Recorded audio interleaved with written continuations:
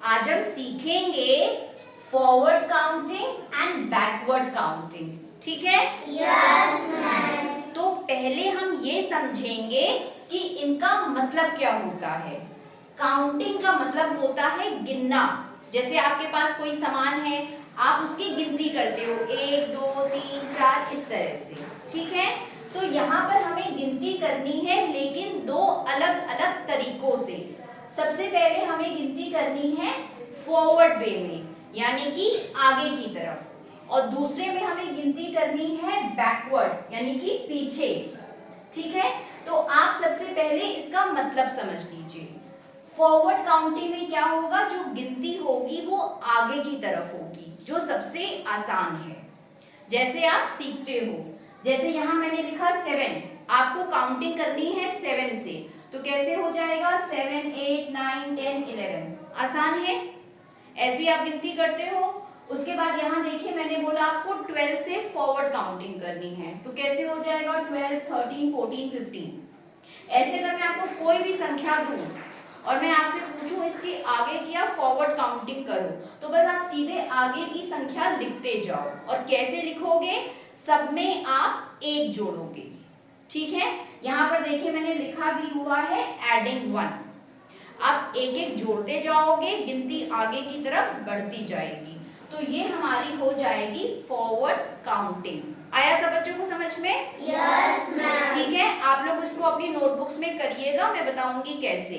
अब हम आते हैं बैकवर्ड काउंटिंग पे।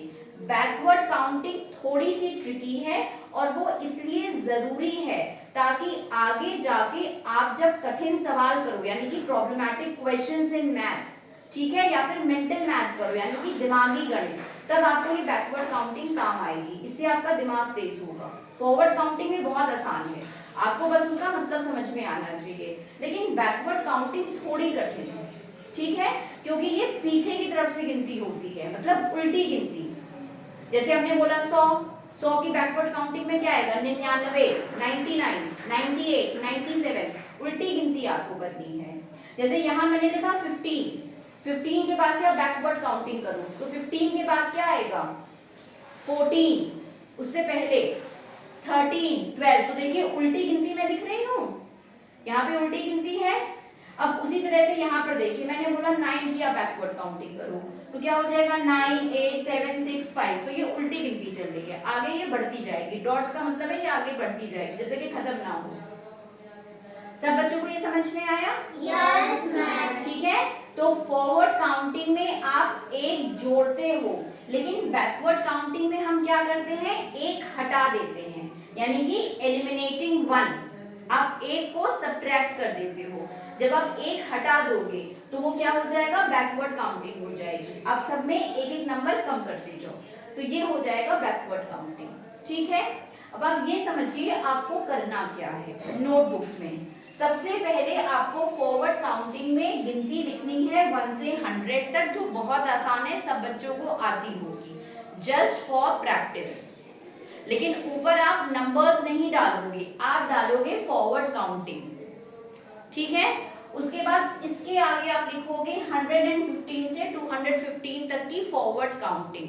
क्वेश्चंस आपको आते हैं छोटे छोटे से, ये सिर्फ फॉर प्रैक्टिस है, ठीक है? मैं छोटे से एक लाइन का फॉरवर्ड काउंटिंग का आपको क्वेश्चन दे सकती हूँ, लेकिन फॉर प्रैक्टिस आप ये दो चीजें लिखोगे। बैकवर्ड काउंटिंग में आप क्या करोगे, आप उल्टी गिनती लिखोगे, कहाँ से 100 से लेके 1 तक, फ्रॉम 100 to 1, ठीक है? जैसे 100 99 98 97 96 95 ऐसे चलती जाएगी। सब बच्चे ये कर लोगे? ये थोड़ी सी कठिन है, लेकिन इसको आप समझ के करना, ठीक है? उसके बाद आपकी दूसरी बैकवर्ड काउंटिंग जो आएगी 215 से 115 तक, इसमें आपका हो जाएगा 215 214 213, ऐसे करते करते होता चला जाएगा। सब बच्चे दोनों चीजें कर लोगे?